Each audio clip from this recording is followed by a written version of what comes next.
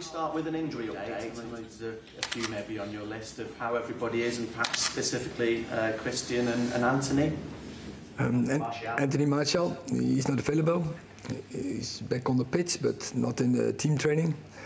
Christian Eriksen returned in the team training today, and we have to see how that works out, how he will recover, if he has tomorrow the energy, so we have to wait for that. Have we any updates with Harry and Donny and Aaron maybe? Good progress all, and they will return all in team training this week. That's good news, isn't it? May I ask you about Antonio Conte? I know you've never faced him as a manager at least. I'm just wondering if he's somebody that you've maybe met away from the pitch, and what you think of him as a manager. He's a fabulous manager. He's winning titles, trophies with in the Premier League, in Italy, and you can really see his signature in the match from his team, and that's a big compliment, I think. Erik, I just wanted to follow up. With Christian, obviously he's going to be potentially facing his former club. Has his impact at United even surprised you, just quite how good he's been? No, because I know him a long time. Because everyone knows he get developed in Ajax. So I knew him from the Netherlands, but also we faced him. So as a manager, I faced him. So I know his capabilities, and I was so happy that we could sign him. And I think he proved from the first day how important he is for our game. And just on injury updates, we haven't had an update on Brandon Williams and Axel Tuanzebe for a while. Do you think they'll be available before Christmas, or is it going to be after the World Cup? I see good progress with Brandon Williams. He returned on the pitch, individual base. Axel is still in. Working inside, so he's not back on the pitch. I think it will be difficult for Axel to return before Christmas. So Brendan probably, let's say, not talk about back in the squad for the games, but probably in the training for the team training. Just on Ronaldo being taken off at the weekend, he seemed very upset. I suppose that's a good thing, because a player wants to play football. But is he? How's he feeling? Is he happy? Continued rumours about his future. I think non player is happy when he get off, and especially not Ronaldo. I understand that. As long as it is in a quite normal way, no problem with that. He has the convincement he should stay on. And he should score a goal. That is why he's that good. He scored a hat-trick in this fixture last season, so is that in your thoughts ahead of starting him maybe tomorrow? It's in. I know it, but and of course you also when you make a lineup, several facts you count on, but also other facts you take count on. Erik, can you give us your response to the fact that Manchester United have been charged over the behaviour of their players, your players, on Sunday? And what's the question? Can you give us your response to the fact? My response? To the charge? Yeah, it was, I must say, I don't think it was too strong.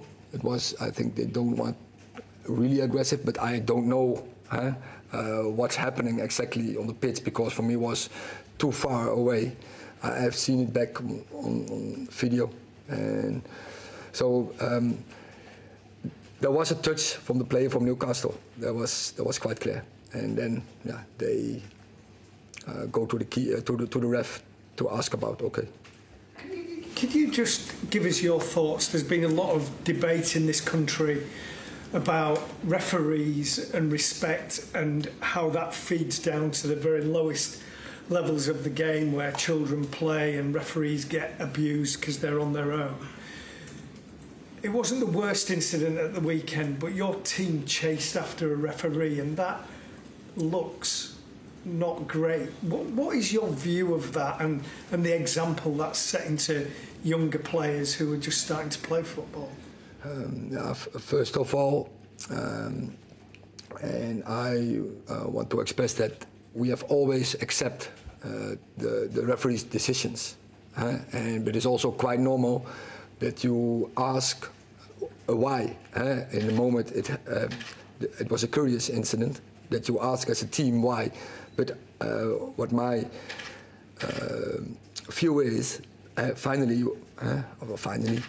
and quite quick, you have to accept. It's the referee's decision, it's a VAR, so okay, then you accept it, and then you have to move on. And you are right, we are example for amateurs, example for youth, professional players, quite clear. So we have to know our role, and but it's also about professional football. So once again, when it's a decision like this, and once again, it was quite obvious. The player touched the ball from Newcastle, and so our players took advantage from it. And that you ask, so why? But then I think so. When he explained, then it's and it has to be quite soon. Then it's done, clear. Erik, you've got a crazy month of fixtures, and then the World Cup starts. This season is different to all others. How do you prepare differently? How do you look medium term, longer term at the state of your squad and the likely state of the players?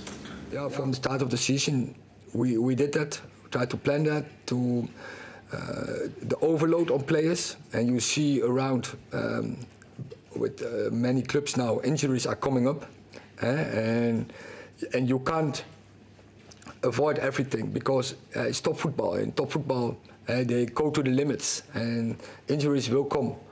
But with this many games and in a long season, and also what's a huge problem is players don't get a break in summer, so there's so huge overload on the players, so they can't recover. You have to manage that, and you have also to protect the players as a manager, to get the best out of them, not only from the risk of injury, but also to keep them in the right form, and also to keep them in the right form in the end of the season. And so I think you have to rotate. You need a squad.